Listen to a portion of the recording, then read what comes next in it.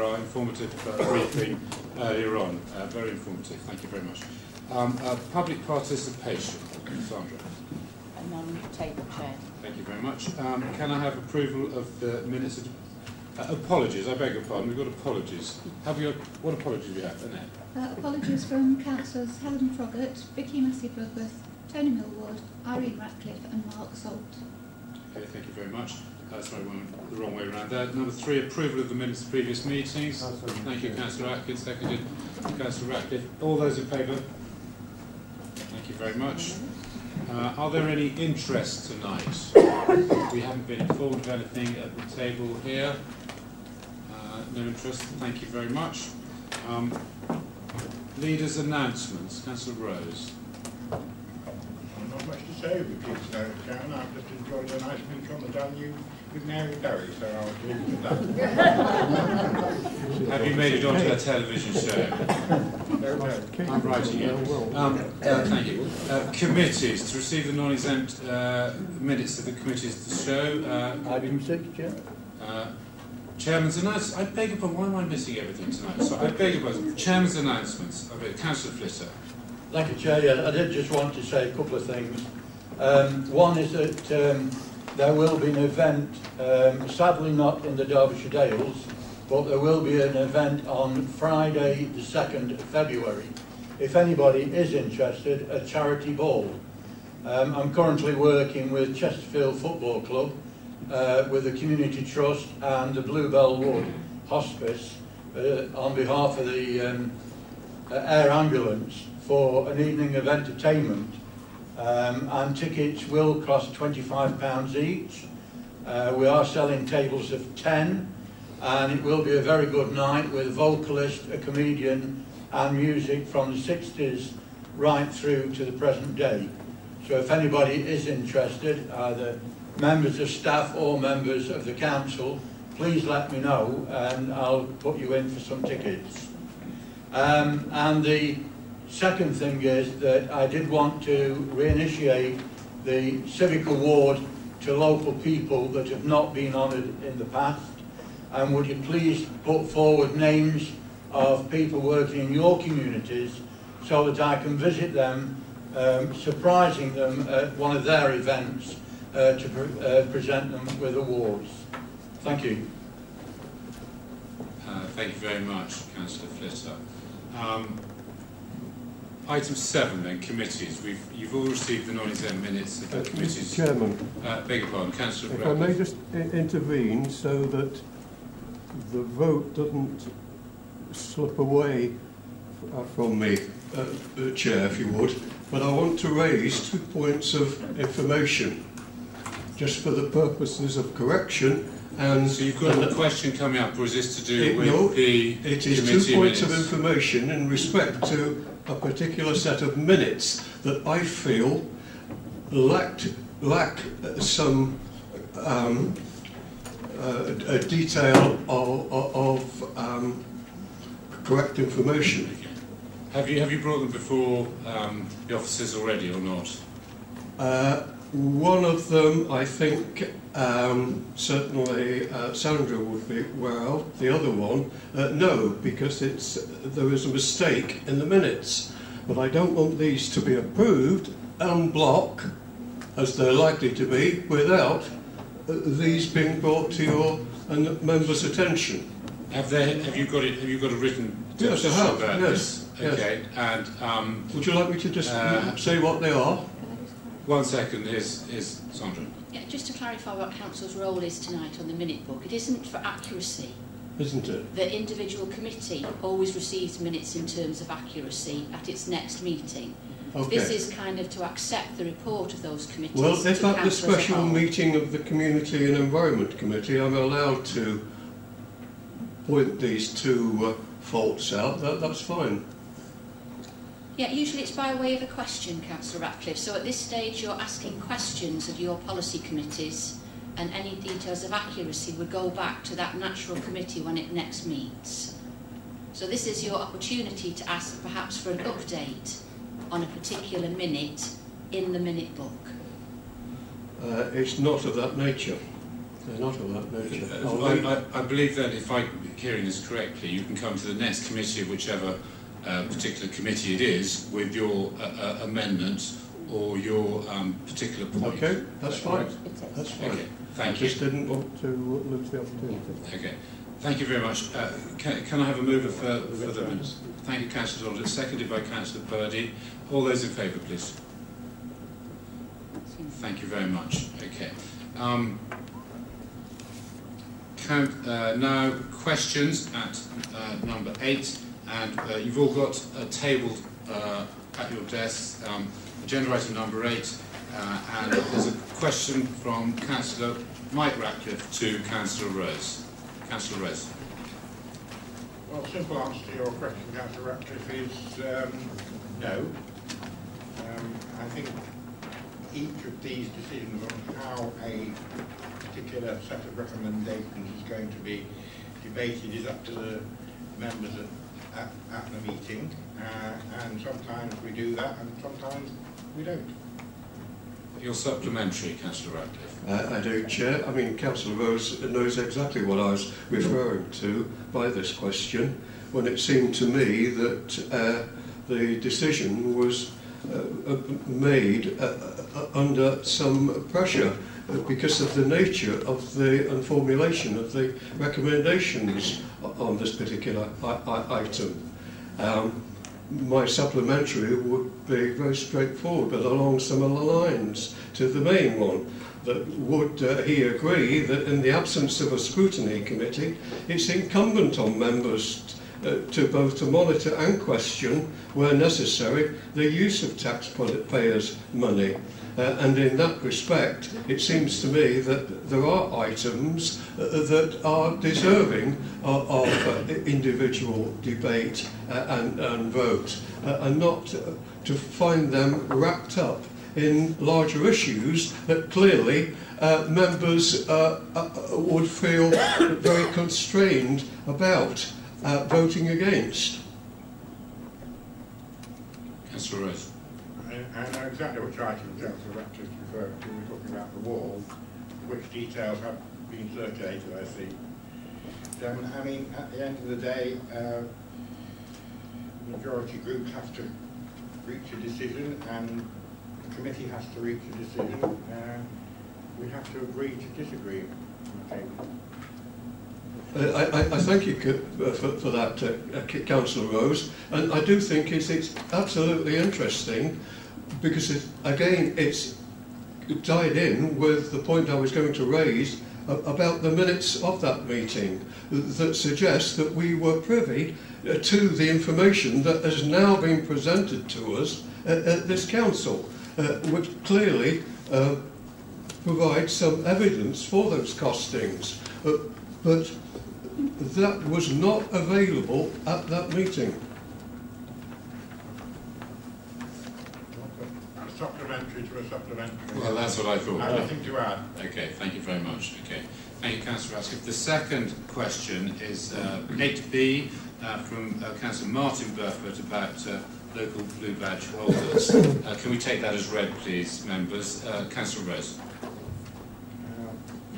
Well, Chairman, this has been a subject matter of debate for some time, and the Council went through a very lengthy process in consulting with all the relevant organisations about the prospect of introducing charges to blue badge holders, as clearly other councils in other parts of the country have done from time to time, and the Council made that decision. I think in terms of making things easier, I think we're always open to suggestions, and we're currently looking at various possibilities. The Lido car park, for example, that's being looked at the moment to see if we can improve it. So we're open to improvement, but I think the principle has been well settled. Councillor Burford, you have a supplementary. Thank you, Chairman. I'm not very happy with that answer, to be frank. Is it not possible to move the allocated parking spaces closer to where the pay and display machines are? And can officers consider how best to help rather than hinder disabled people who don't normally wish to, maybe unable to, spend very long shopping? They just need to visit banks, building societies, doctors' appointments, and pharmacies, for instance. half an hour to an hour. So why doesn't the council consider, therefore, I didn't take into account before these charges were introduced, disabled groups' request for the first hour or half an hour to be free. And so this could be, can this be changed now? And I think people who've complained to me say it could be changed quite easily by just a poster or display on the pay and display machines. Surely the real issue is not about money, and I think disabled people are willing to pay, but common sense, independence and easier access, that's what they require, so that they're not regarded as second-class citizens, which I think they are now in many cases. Councillor Rose. Well, obviously we have to draw a distinction between disabled users who are residents and those who are not, because clearly residents, disabled or otherwise, have the facility to pay without charge up to 11 and after 4 every day, and we did give the extra hour facility to disabled users. As I said before, Councillor Burford, we're open to look for improvements to make it easier for them, but I don't think we're open to your suggestion. To come back again, Mr. Chairman? No, I'm afraid.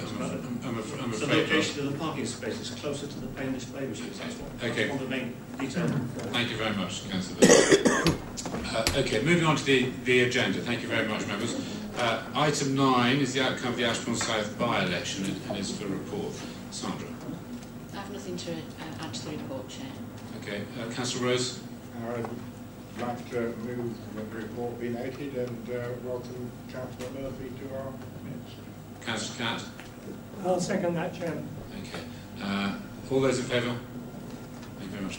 Welcome, Councillor Murphy, and you're welcome to catch my eye, any of our eyes, when you want to make a contribution to this esteemed room. This is you, Chairman. Are you only esteemed up there? Okay, thank you very much. And could we just, so we were rather remiss, Councillor Swindell, who's at the back, I think, listening. Councillor Swindell, congratulations from all of us here, from the Council Chamber.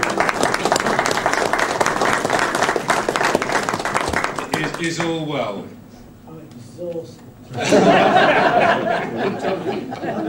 Okay. Well, I'm sure you won't be getting any kip here tonight, okay? He was late the other day. Thank you very much. Okay, and welcome, Councillor Murphy, again. So 2 welcomes, how wonderful. Item 10 then, the corporate plan, the performance mid-year 17-18 and the targets for the future. Steve Capes. Thank you very much, Chairman. So, reflecting on what some members were discussing in the workshop a little earlier, we have got 3 priorities at the current time, and the corporate plan is about the targets on how we're doing against those priorities. So this report does show how we're up to halfway through the year. There's a couple of updates that I'd like to make, if I may, Chairman. One of them is on the performance measure on businesses that have been successful in securing funding from local enterprise partnerships. At the time of writing, that was 0. At the present time, it's now 7. So we have 7 of our target of 8 have now been achieved. And in fact, that's in large part down to our Derbyshire Dales Business Advice Service, which does very well. And on current reckoning, over the last 18 months, that service has helped 30 local businesses, and between them, they've gained over £1 million in funding. So I think that's down to that service is now doing really well. And I was concerned that the 0 that was on the report would give a misleading impression of how well that service is doing. The only other update on current progress is something that the ward members will clearly know much more about than I do, but the railings at St Mary's Church, Wirksworth, that is now underway on site, which is good news. The targets for next year, Chairman, are as well. The target areas are as proposed in section 3. There's a new one on empty homes, which is again something we discussed earlier, and our proposal will be to bring details. Figures on those to you in March. Thank you very much. Questions? Any questions? Councillor Wild. Just briefly about briefly about the highways free from litter. That's in red. Is that because there's a lot more litter, or is it because we're struggling with our staff to do the cleansing? I think, Councillor Wilde, it's simply we only survey 700 people, so it's not a massive sample. I think it's more a reflection of that. I think anecdotally the service hasn't declined. It's more of a statistical anomaly. Councillor Morley. Thank you, Chair. Yeah, I think we'll all acknowledge that startups and early growth businesses are in fact the lifeblood of any entrepreneurial enterprise in council. Just on the numbers, could I just ask Mr. Cave to remind us of the leverage, how much money has been levered in to support small businesses through the Business Support Service? Yes, Chairman, that was a fairly significant figure, and over the last 18 months that's £1 million that the District Council has helped bring in through our business advisor, that businesses have been securing through grant funding schemes such as the LEADER, EU funding and other sources. So it's something that our business advisor does do very well. Thank you, thanks, Chair. Councillor Jenkins. Yeah, it's just a sort of technical question, which was a part of it not been answered, but actually referring to the 8 businesses that was 0 and is now 7, and comparing that to, for example, the overall store occupancy target of 70%, which is a red because we're at 64%. I just wondered, why is that red and the 0, I appreciate it's now changed, but why would that 0 be amber when that's, at the time of publishing, an 800% miss, or now just 1 out, whereas that's just a 6%. Is that because there's a cost to that? Or because, why would that be red and the other one be amber? That's an excellent question, Chairman. I think it's a question of likelihood of achieving a target more than anything else. We were fairly confident, although we couldn't say so at the time, that the grant applications would come through. By the same token, the position on markets has been well debated and is well known. Councillor Martin, perfect, please. Yes, thank you, Chair. I'd like to ask a question about seeking public realm improvements, and follow on from Councillor Wilde's asked about the satisfaction, public satisfaction. Councillor Burford, can you just get closer to the mic, please? Public satisfaction with litter collection and so on. There's a clearance in our town centres in particular. Aside of planning matters, I think we in Matlock have more complaints about litter than almost anything else. And it's not just litter as well. The other thing that needs to be considered, I think, is public realm clearance of weed growth and maintenance of town centre sites adjacent to the highway. I find that's a big problem in Matlock, where we've got mare's tail, another invasive weed species. And I know that in another town, in Ashbourne in fact, I've had reports of Japanese knotweed on a district council owned site. That sort of thing needs to be addressed apart from litter. Litter is an ongoing problem and needs to be tackled not just where it's seen and blowing about in the street, but behind seats, behind street furniture, etc. And that's what many people are concerned about, especially elderly people who seem to go around looking at things more than looking into their iPads and on their phones and so on. So that's something that needs to be addressed. Steve? If I may just quickly, Chairman, Councillor Burford is right, and I think that the full text of the performance measure is keeping land, highway free from litter and detritus, so I think it is a bit wider. But I would just mention, without stealing the thunder of an item later on the agenda, that although satisfaction hasn't reached our target on that measure, it is actually higher than it was the year before when we measured it. Satisfaction on street cleanliness is 72%. Last year it was 65%, and at 72% is actually higher than the LGA average for councils, which is 69%. So not complacent, and it's not as good as we want it to be, but it's not that bad either. Councillor Finesse. Thank you, Chair. Yeah, item 2.3. The corporate plan target for the provision of adaptations for disabled people is home. It's already exceeded the target in the first 2 quarters. Where do you see that going? Is it going to double in a year? Councillor Furness, I'm not familiar with the numbers. I know one of the reasons why it's increased, which is set out in the report. I don't know if my colleague Rob would care to give any further information. If not, he doesn't have to. Rob, would you like to accept that invitation? Thank you, Chair. Thank you, Steve. Yes, it's a demand-led service, obviously, so, and with the Dales Housing changing their policy, more approaches are coming to the District Council. At the same time, more funding is being made available through the Better Care Fund, so at the moment we're able to match essentially a supply with demand, but we can take a question back to Tim Braun, who's not here this evening, to get into more detailed response. Councillor Ratcliffe. Thank you, Chair. I wasn't going to ask a question, but in fact I've seen something that is a subject very close to things that I have been asking broader questions about in the past, and that is the item on supporting 150 social housing tenants who almost certainly at some point in the future will be affected by welfare reforms. And I'm thinking particularly here of the move from individual benefits to universal credit that we know are going to exacerbate their circumstances to a degree. My question is, right at the end, it talks about relocating them, or at least you could read it that way, to help them move home. Move where? I mean, hopefully it's not out of the district. Steve? Rob, sorry. Another one that Steve will give to me, I'm sure. Essentially, the welfare benefit cap is at a certain level and it's reducing over time. The main aspect of that money will be housing costs. And so some people may be under-occupying social housing by 1 or 2 rooms, and the amount of benefit you're entitled to will reduce if you're under-occupying by 1 or 2 rooms.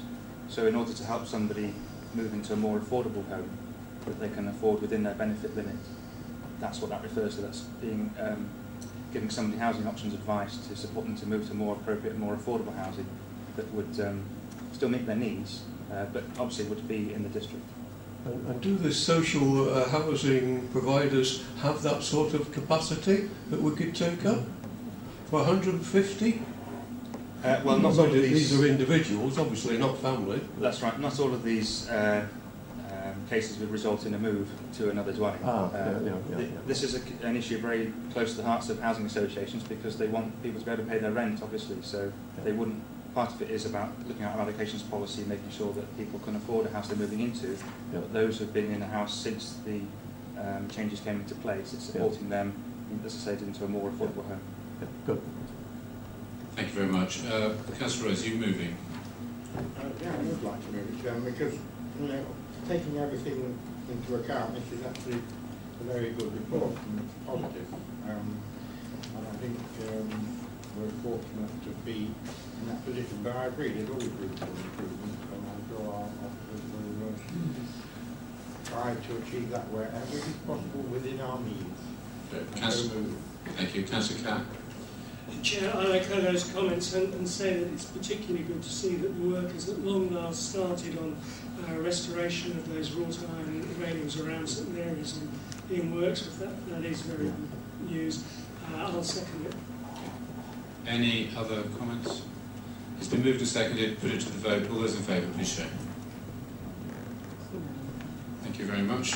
Moving on to number 11, organising. I can't say that. Health organisation. Steve Coates. Thank you, Chairman. So this set of performance figures is to do with our day-to-day performance, really, rather than our sort of improvement targets. It's to do with how we do business on a daily basis. And I suppose the answer to that question is generally very good. 2/3 or more than 2/3 of our targets are currently on track at the halfway point through the year. One particularly good example is our payment of invoices, which is something local government is often accused of doing badly at, but actually as a council we pay invoices pretty quickly. And you've got the figures for the half year to date. We've had today our figures for the last month, and in the last month we were paying invoices in average on 5 days, I think that's a good example to any part of the economy, to be honest. And as it says in the report, there are a few areas where we are doing less well, but we don't see that there's any systematic problems there. Happy to answer any questions, Chairman. Councillor Rose, I don't think there are any questions, I'm afraid. Well, I echo what Dr. Cates said, Chairman. I'm happy with the report. Okay, Councillor Morley. Yeah, I'd like to second that report, and I'd also like to comment that it's not actually in the report, but there is a proactive stance from the council on employing local contractors wherever possible. I'm not sure I can't dig it out, but I'd like to congratulate Mr. Capes on keeping the money in the district.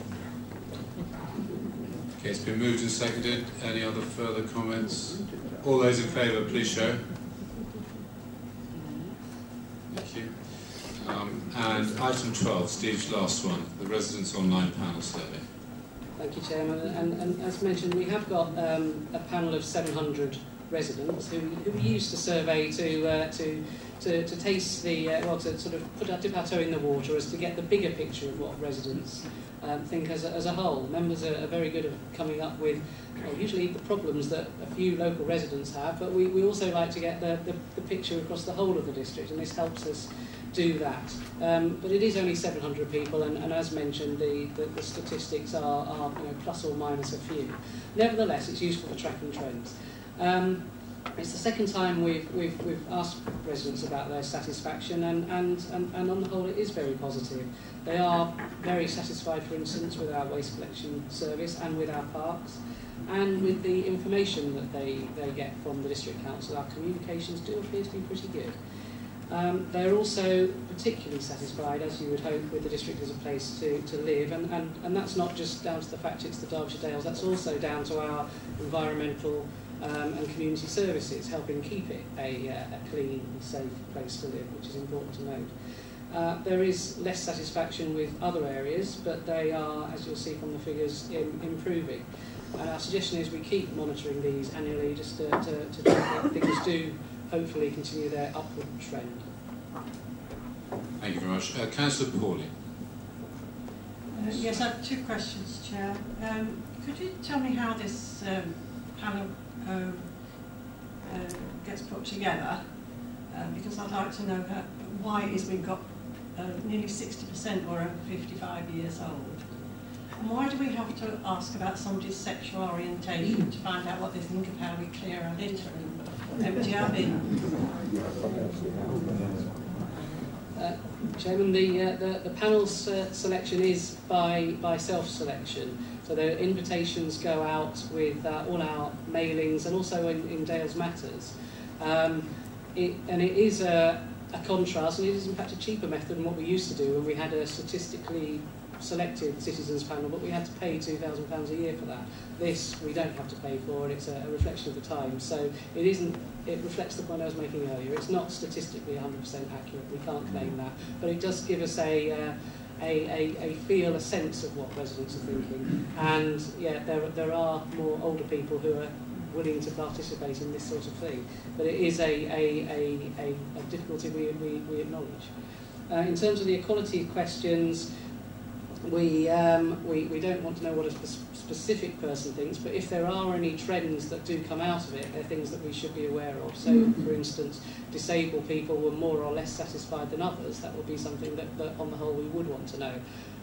Individuals' preferences and needs were not. It's the trends that come from within it that we are interested in. Councillor Superford. Thank you, Chair. It is quite disappointing, I think, that the satisfaction rate with public convenience to cleaning is still only at 51%. I just wondered if we'd got any idea of why that is. Is it that we're not cleaning them regularly? I mean, I'm not sure whether that comes out in the survey, but I wonder what we can do about that, especially in the short term, because if the council ultimately decides to go down the line of charging for our more used toilets, then I think that has to go along with an improved service, which includes better cleaning, because certainly these 300 and odd people, only half of those think that we're providing a good service at the moment, unfortunately. Chairman, on public conveniences, I can only speculate because the questions don't go into greater depth, but I think members would appreciate that a lot of our public conveniences are old and difficult to keep clean, and also subject to incidents of vandalism and so on, and there will be a report coming to members in the near future about the future of public conveniences, which will hopefully pick up some of those issues. Councillor Hobson. Chair, it's just a comment really to say that I think it's very disappointing that only 31% responded and 321 people. It doesn't seem an awful lot of responses. So I'd like to see, to be encouraged in the future for more people to perhaps complete the survey. Thank you. Councillor Slack. Well, thank you, Chair. Microphone, please. Thank you, Chair. Yeah, it's disappointing, really. It's not too many younger people taking part in this survey, and it's not really a broad census of our population, really. A lot of younger people are going out to work and trying to pay the mortgages, and they are not somehow represented in this. I feel that we should endeavour to broaden it out more, to get more younger people involved in these surveys. I don't know how we're going to do it, but I think it would be a more better reflection of what's going on, really. Thank you, Chair. Just quickly, Chairman, I think Councillor Slack points to an issue, and I think younger people's involvement, not just in this survey, but in local government and participating in democracy more generally, is perhaps the wider problem that you're pointing to. And whilst this survey and this panel can't address that, it is something which, as a council, we're very keenly aware of. Yeah, thank you. Councillor Catt. Councillor Catt. Will you continue to monitor the satisfaction level with sport and leisure facilities after the 4 leisure centres have been changed, outsourced as far as their management is concerned next year, Steve? Chairman, that would certainly be our intention. Unless members tell us to do otherwise, we would certainly wish to do so, because the trend in satisfaction, I think, is something that would be important for us to know. Councillor Ratcliffe. Thank you, Chair. The indicator that I found most concerned with was that asked about whether residents felt they could influence decisions affecting their local area. And I mentioned that because it seemed to me that that's relevant to all of us and disappointing, because one of my primary tasks, I always feel, is to represent my own local constituents. I do realise I'm a district councillor and I act in the best interests of district council as a whole, but nevertheless I like to feel that I can engage with residents and bring forward their concerns. I wondered if in part it was part of this malaise that we're feeling across the country about some disillusionment with politicians and political activity. But I thought too, and perhaps I could bring Paul in here for a response, given the years that it was being asked to comment about, whether it was also to some degree influenced because residents felt they had no control, or their local control was slipping away from them because of the district council strategic planning, i.e. the local plan, affecting them and their area. Is that the question? Yes, that is the question, really. Or would you like to give a comment? Thank you. Yes, thank you, Chairman.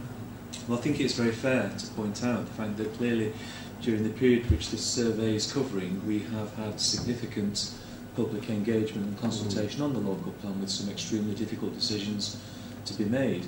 However, having said that, members will see from the agenda at next week's meeting that we have been commended for actually engaging above and beyond what we are actually required to do. I think the issue is not so much how much we engage, but whether the outcomes that people desire are actually reflected in the ultimate decision which is made, be it by us or be it by the Secretary of State. Clearly in the local plan context, and there have been outcomes which will not find favour with many people who did engage with us throughout that process. But nonetheless, the process was very comprehensive, and people have been given the opportunity to participate within that, but perhaps not realise the outcomes they would have so desired. Councillor Purdy. Thank you, Chair. Well, I agree with the other councillors in regard to the survey. It is difficult for us to get a judgment on it. To be fair to Steve, he does say and indicate very strongly it's a straw poll, but I do wonder the benefit of it. I have to pick up the issue of the toilets again. Matlock Bath had £250,000 spent on its Memorial Gardens toilets. Not long after that, they were blocked. There was a problem with the cleaning of the floor, and or the material on the floor was incorrectly laid or the wrong material. We've now recently had a report that there are tiles off the wall, and so no wonder there's a poor reflection on public attitudes towards our public communities. I don't think that needs a response, Steve. It's more a comment, isn't it? Thank you. Councillor Martin Burford. I agree with what many members have said already, especially about the low response rate from the questionnaire those consulted. But I wonder if it might be better, in view of the fact that we as 39 councillors here frequently lobby district council officers about issues, whether we should be the people who are consulted about on this survey rather than people out there who don't see apathy seems to rule, unfortunately. And we actually receive all these complaints, as Councillor Ratcliffe has said, from our residents. And you know, I think we could complete these surveys far more effectively based on the evidence that we have day by day. And also, I'll echo what Councillor Ratcliffe said about the local decision making. That's, I think, inevitable when you're on council, especially if you're in opposition and you don't have much influence over decisions that are made. So that's another comment I believe. Councillor Finesse. Thank you, Chair. Yeah, I mean, despite all the gremlins and dissatisfactions, it is interesting to see that over 90% are satisfied or fairly satisfied with the place they live. And I'd like to move the recommendation. Thank you very much. Councillor Jenkins. Yeah, I'll second that, Chair. I was there. I put my hand up before the local plan discussion happened, and I just reflect that I think that may. There's a full session next Thursday. Yeah, no, I'm aware of that. I was going to reflect the same thing. I think people are frustrated that they felt it was without a choice. Councillor Morley. Thank you, Chair. It's a question for Mr. Capes. The minutiae of the report is interesting, fascinating.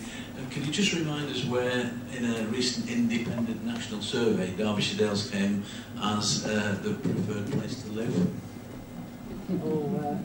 Chairman, Councillor Morley, I can't remember the details, but I know we were pretty damn near the top. Yeah, it was number 5. I'm glad you remembered, Councillor Morley. It's been moved and seconded. I've got no further questions. All those in favour to note the report. Thank you very much, members. Thank you very much, Steve, for your contribution tonight. Item 13, planning for the future medium-term financial strategy. We've got our papers here. Karen, please. Thank you, Chair. The first part of this report informs Council of the programme of work for the next 12 to 18 months. This is set out in section 1 of the report and shown in Appendix 1. A lot of the programme of work is involved with the delivery of savings and changes that are required for the Council to achieve its sustainable financial plan. The Council's medium-term financial strategy is explained in section 2 of the report and shown in full in the appendix that was circulated separately after the agenda. The medium-term financial strategy is not significantly different to the one that members approved last year. It shows that within the medium-term financial plan, the indication is that the Council needs to make savings of £1.7 million by 2020-21. This is an indication of the Council's future financial position, and it is subject to change. It's not written in stone. The efficiency plan that's contained within the medium-term financial strategy shows how we might achieve those savings, and as it says in the report, some of the proposals within the efficiency plan will be subject to public consultation and member approval. There are risks with achieving the efficiency plan and within the medium-term financial strategy, and those are set out in the report. The medium-term financial strategy shows that the council must become much more self-reliant in the future, creating its own income rather than depending on government grants as it has done in the past. Thank you, Chair. Councillor Rose. Well, Chairman, as you remarked earlier, we've had a very interesting session this afternoon which sort of touches and concerns a lot of what's in this report, and I think this is an area of council discussion that we do have on a regular basis. And I think, it was also said this afternoon, I think it's very proper that we need to sort of talk ourselves up a bit and not talking ourselves down, as we did a bit in the last debate, which I didn't take part in, but clearly there's a lot of good things going on in Derbyshire Dales, and our aim has always been to try and maintain our services but have a balanced budget. And I think the officers are quite rightly, with our encouragement, and I hope to continue to get this encouragement, for following up various lines of work. They are working extremely hard, and I think we must be grateful for the efforts they are making, and we as members need to support those efforts. None of this is easy, but at least after this afternoon session I feel a little more optimistic that, at the same time as we are sort of trying to save the 1.7 million, and it always seems to be 1.7 million, ever since I can remember it being the most immovable figure that the council ever has to deal with. 1.7 million, it's sort of written in a tablets of stone, to use your phrase. So I will move the report, and obviously there will be further reports to follow, but that's, after this afternoon, I'm looking forward to the March report. Councillor Catt. Thank you, Chair. Obviously I will second it. This area continues to be an area of high risk for the council, and it is discussed and debated not only here in full council but in governance and resources as well, and is commented on there very much by our external auditors.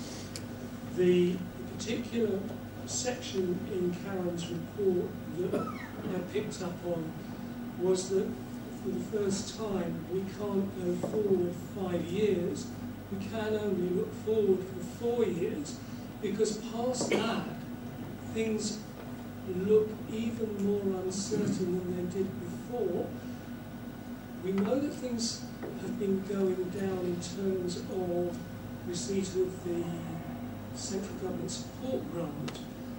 We know when that will end, but we don't know what's going to happen after the 4-year period. And that, I think, I don't know whether Karen can comment on that at all, or whether that's quite impossible. But it seems to me that it's making your job a lot more difficult. Karen, do you want to comment now? Yes, certainly. The uncertainty was the main reason why I didn't put the 5th year in, because there are a lot of factors that can be taken into account there. We've only got certainty up to 2019-20 for the government grants.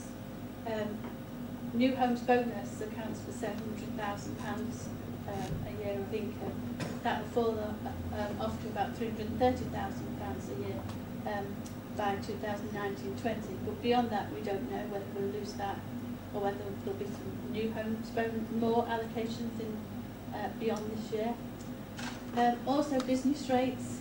We're waiting to see what will happen with that. You'll see later on the agenda the bid to become a pilot. But until we know more about business rates, and particularly about the tier split between ourselves and the county council, it's very difficult to say what our financial position would be. Our business rates are a significant sum in our financial projections. So I felt it was very difficult to come up with an indication. Another problem we've got going forward is inflation. At the moment we can only increase our council tax by £5 or 2%. but inflation is now above that. So that's squeezing our finances as well. And I felt that to go forward further would, in such uncertain terms, might lead the council to either feeling that we had to make more cuts, that then might not be necessary, or the other way around, you know, it might be that we don't make enough cuts. So I felt it was more prudent to draw the line and just go to the 4 years this time.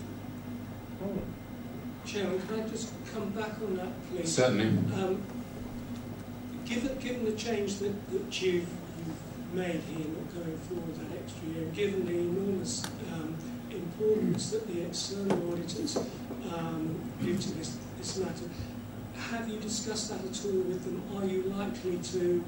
Do you have any idea what their likely response to that will be? Karen. No, I've not discussed it with them yet, but we are planning to bring an updated medium-term plan in March when we might have more certainty.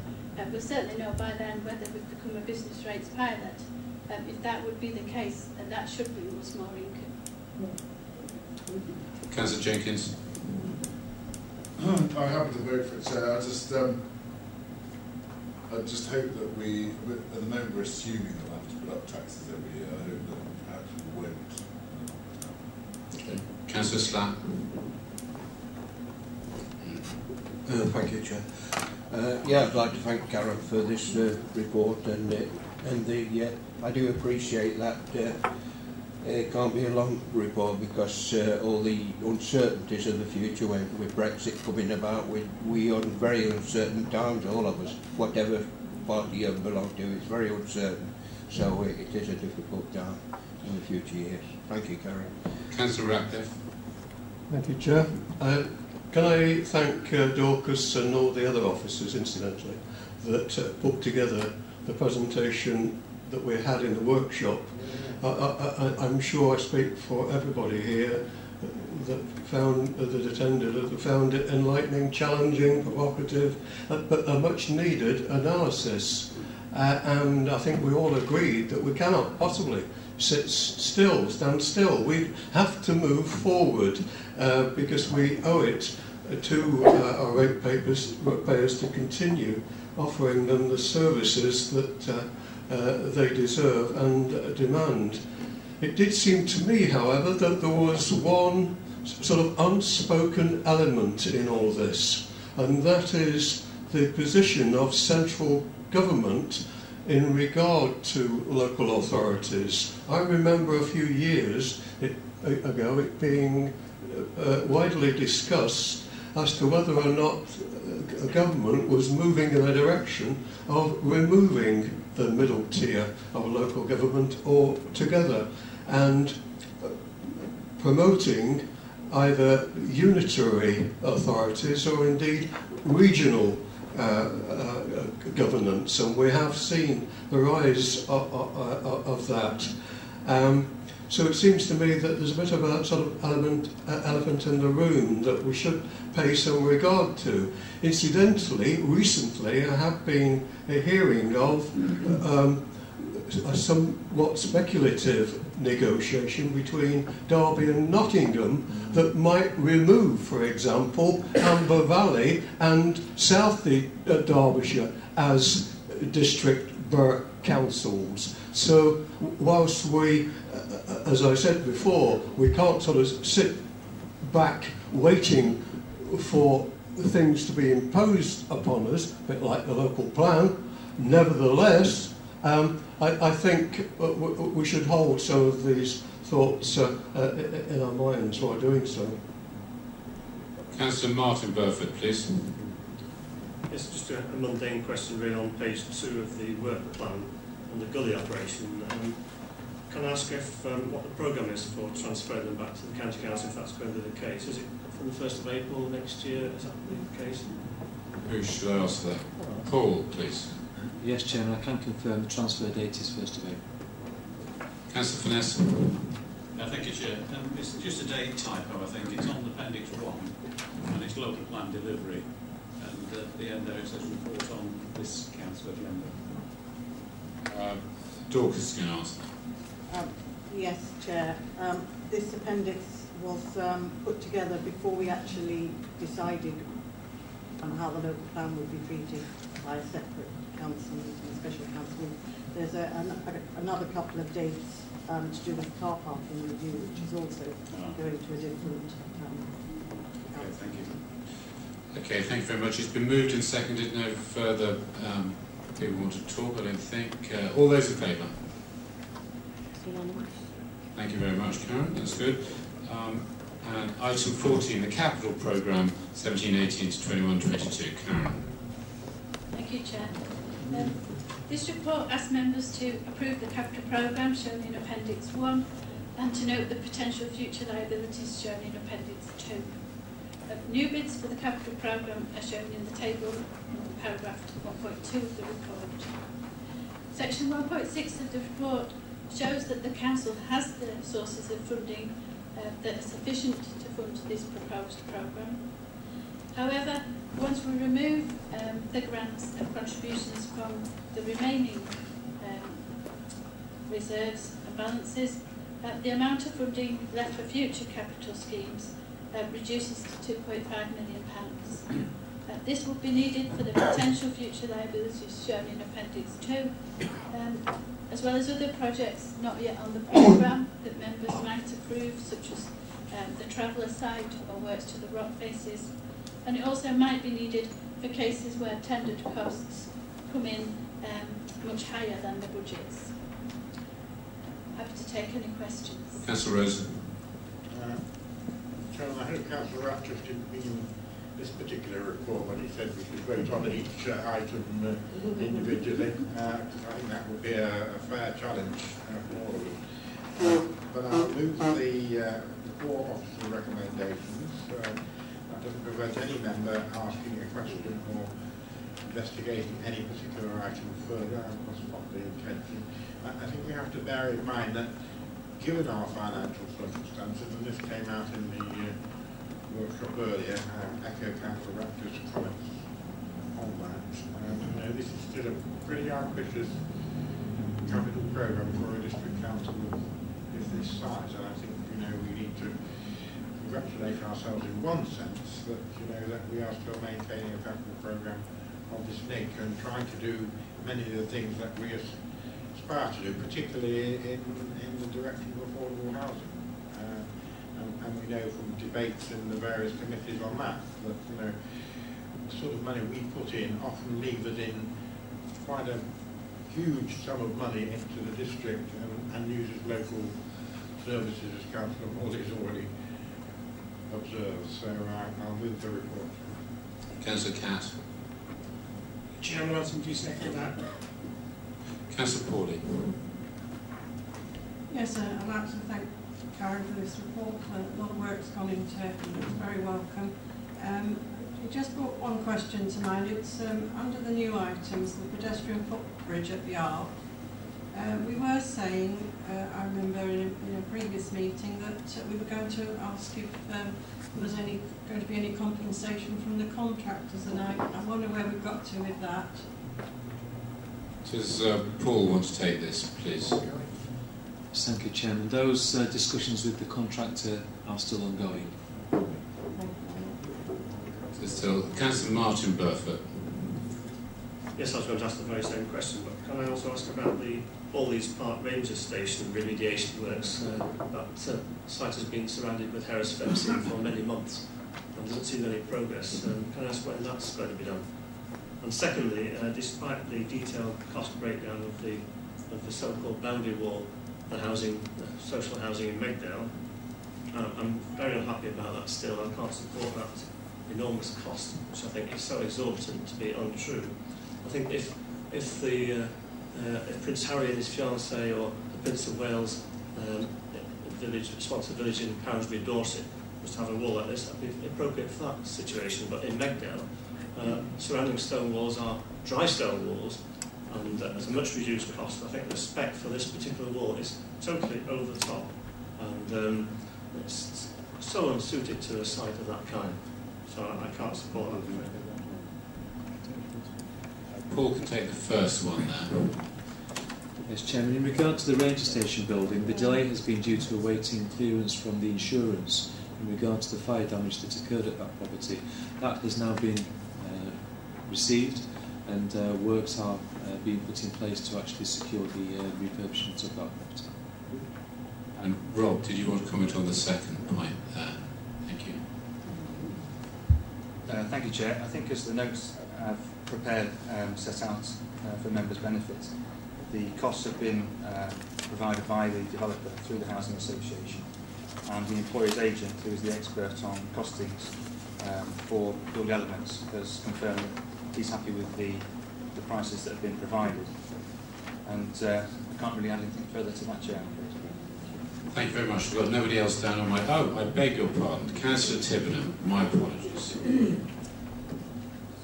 Thank you, Chair. It's on the same topic as what's just been mentioned. You all... Is it a different aspect to it? Good.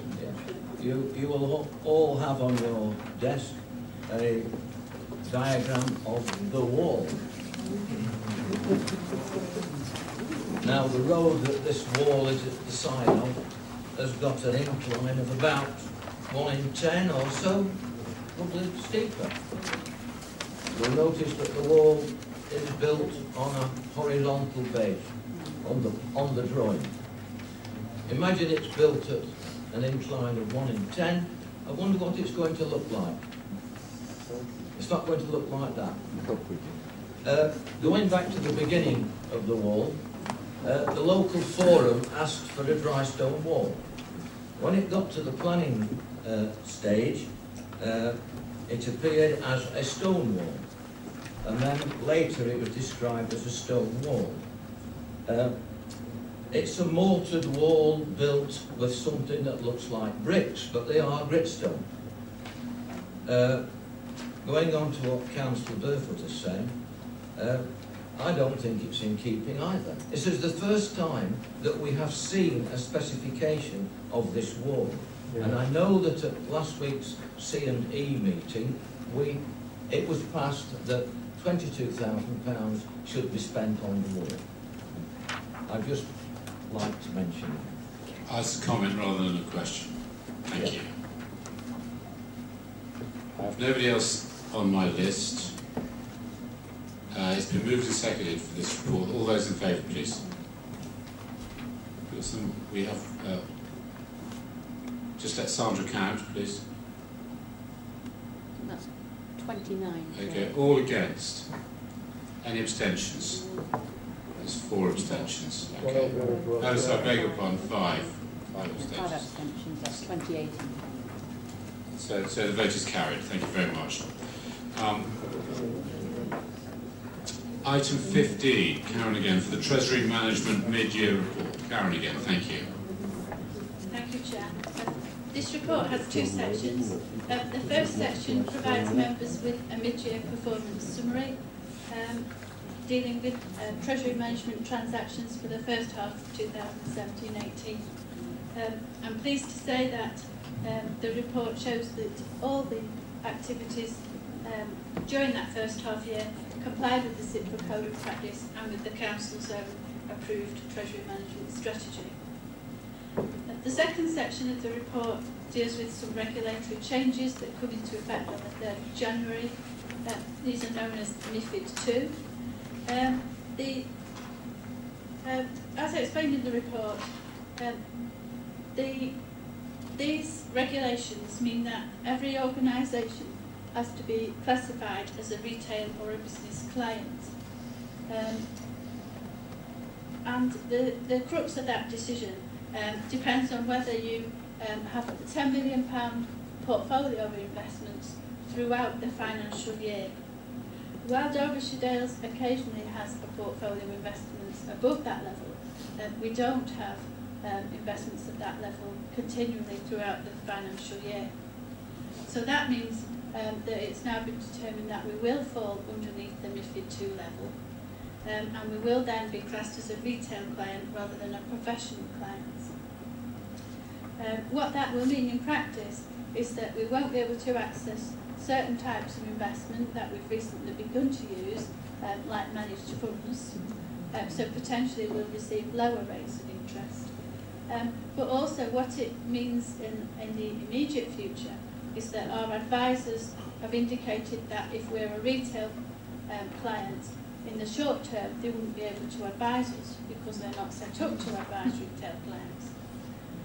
So in the short term we might need to look for another advisor or manage without one, which is something that we used to do until 2 or 3 years ago.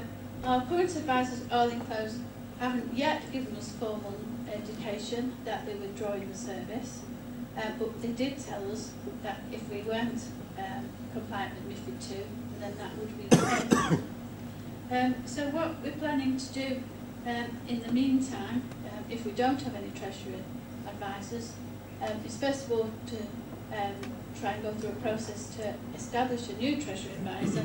But if there's any period when we're without a Treasury advisor, we'll invest in low-risk institutions, like we did before, such as the Government Debt Management Office, or the local authorities, or leaving funds within our own bank, which is what we do now.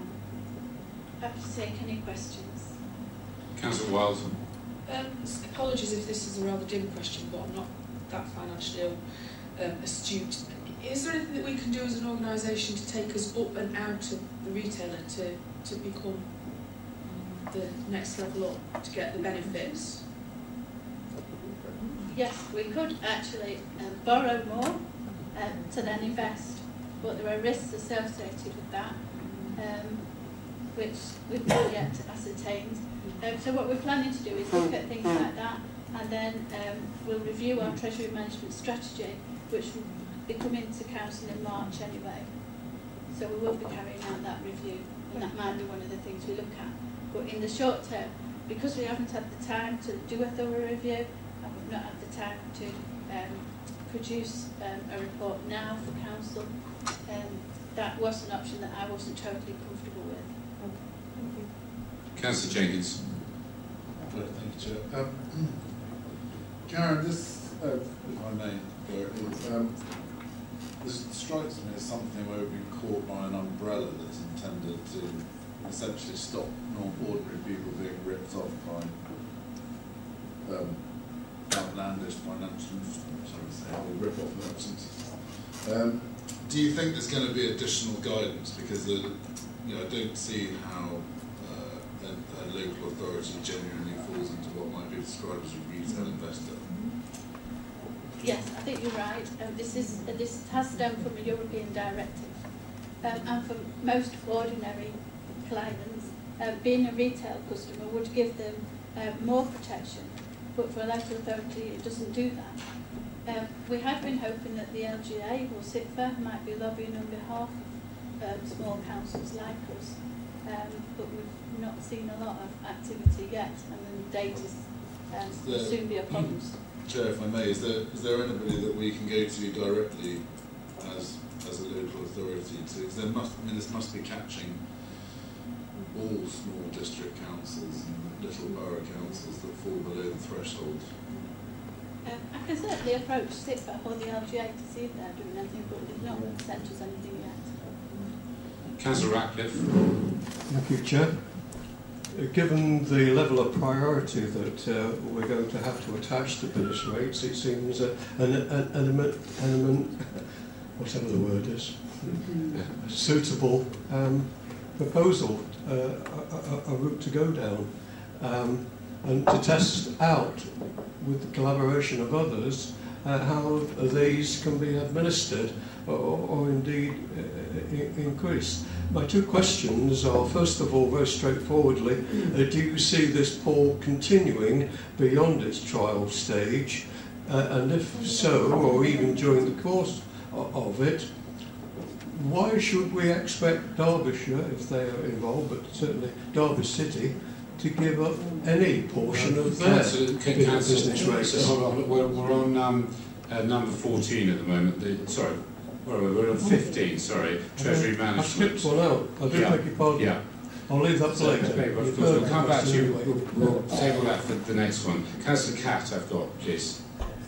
Right, well, I will move the recommendation, Chair, but I'd like to ask a question of Karen. partly rhetorical.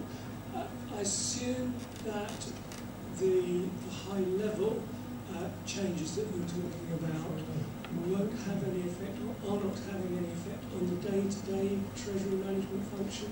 We're still putting money out on a day-to-day basis in exactly the same way as we have been doing. Is that right?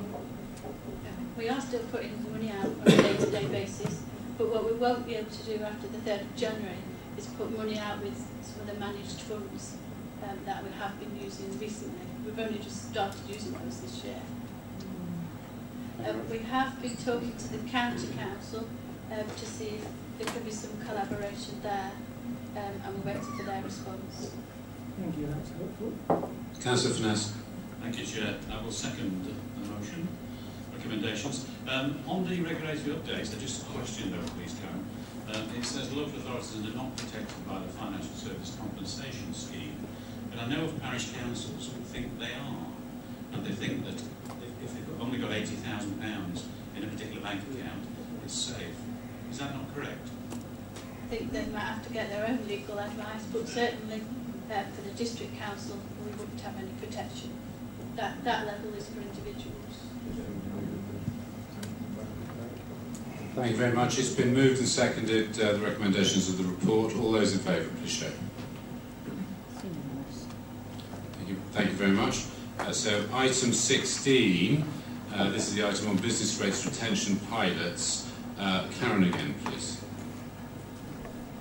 Thank you, Chair. I don't really have anything to add to the report, but I'm happy to take any questions.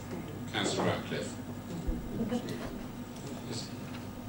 Councillor Ratcliffe, you can make your point on the business rates retention pilots now. I think Karen put my question very much about the aftermath of microphone, please. The aftermath of this and any proposed split that might arise with its constituent partners. Thank you. What the bid to the government had to have in it was an indication of who the partners were, and an indication that there would be a subsequent memorandum of understanding that would show how the split would be shared.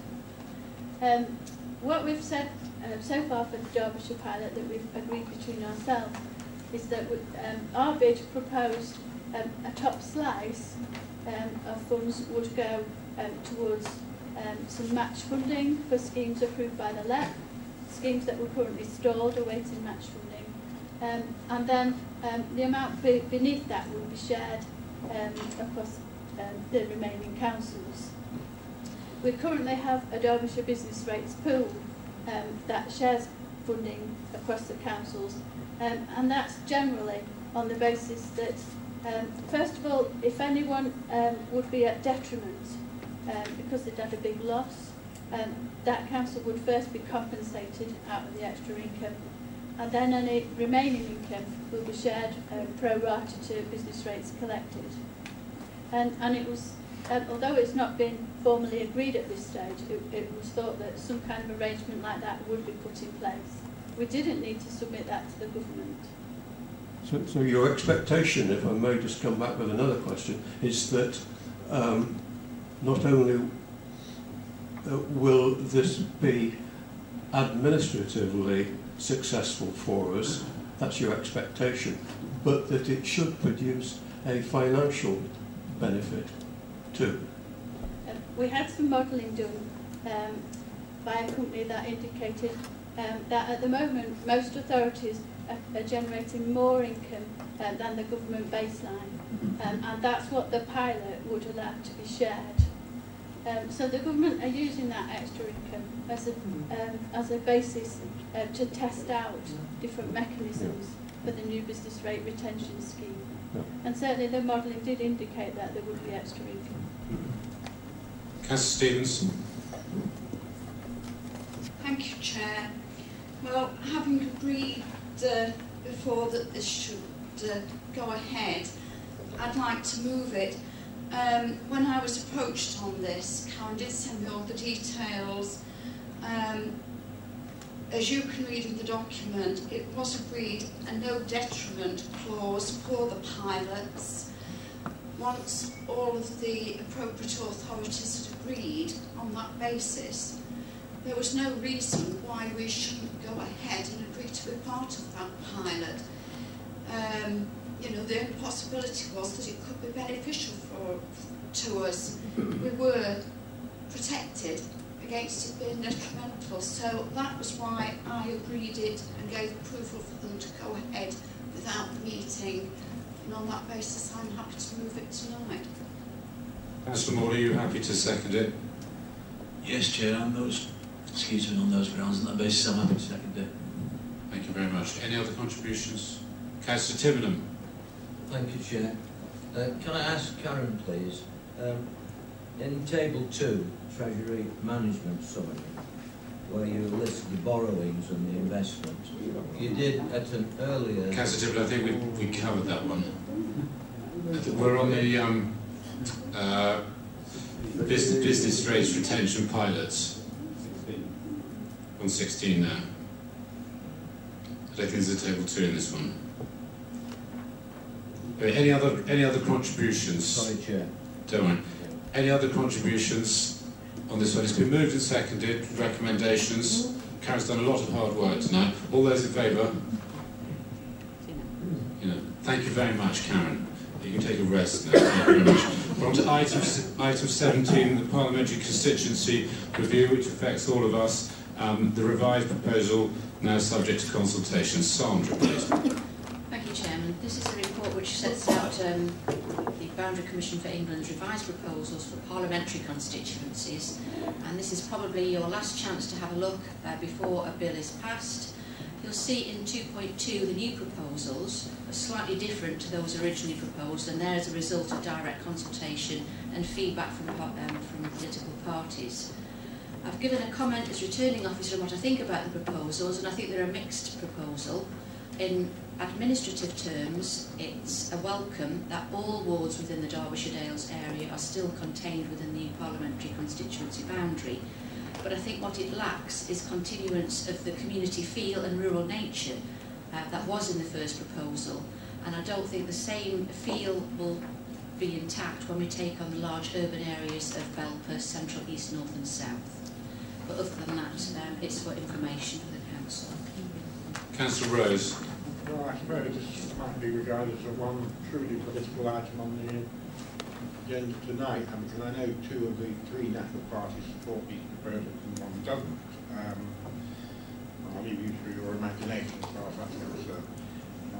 Obviously, it's time that the parliamentary constituencies were reviewed. They've been unequal for some time, and it's considerably overdue. But we won't go into the history of that. I'll move that we note the report and that this district council does not make any further comment on this particular proposal. It has the advantage, as Sandra says, of keeping Derbyshire Dales as a whole, and that, that's been in question from time to time. Indeed, those from the Upper Hope Valley will recall the time they were sent off into exile in High Peak, and they never actually recovered from that, and we were very pleased to see them again. And we have been in partnership with the wonderful town of Belper before. That is not a new situation as far as we're concerned. This means that some of us have got to trudge around the streets of Belper, which is not something I look forward to. It's a great pleasure. But I'll move that, We have very complimentary neighbours. I'm sure we're all looking forward to it. Councillor Catt. Yes, of course, I'll second that, Chair. Councillor Morley. Just a comment, actually. The good people of Belper are actually delighted to see you. Councillor Finesse. Yeah, just a nerdy question, really. What's the average electorate of a parliamentary constituency? Any idea? Just wondered whether we'll be high or low. Have you got a pub quiz later or something? Yeah. You've got it. I don't know the average, but we're looking to gain, I think it's another 20,000 in this proposal. Councillor Martin Burford. Thank you, Chair. I don't know if Sandra's been duly optimistic when she said look forward to the bill being passed. I don't think it's going to even, well, it might be proposed, well, in fact, I doubt it will be proposed because the government's in such a Palace state in terms of its majority, that Turkeys aren't going to vote for Christmas, either on their side or even on the opposition side. So I don't think this bill is ever going to see the light of day, so it's really a waste of time. I've got no other contributions. It's been moved and seconded for the recommendations. All those in favour, please show. Thank you. And sealing of documents, which is actually, it says it's 14 here. It's 18, isn't it? Would Councillor Murphy like to propose the sealing of documents as our new boy tonight? Please, take the microphone, push the thing. I propose. Brilliantly done. Okay. Do we have a seconder, Councillor Donnelly? Thank you very much. Proposed and seconded. All those in favour? Thank you very much. We now have, for Councillor Donnelly's benefit, we now have to exclude the public and press, all of them, as you can see. We'd have to take a formal vote. Can someone propose it, please? Councillor Wilde, seconded. Cat. All those in favour? Great. So we've now excluded the public and press, and we now have to take the committee minutes at item 22 of the exempt minutes, which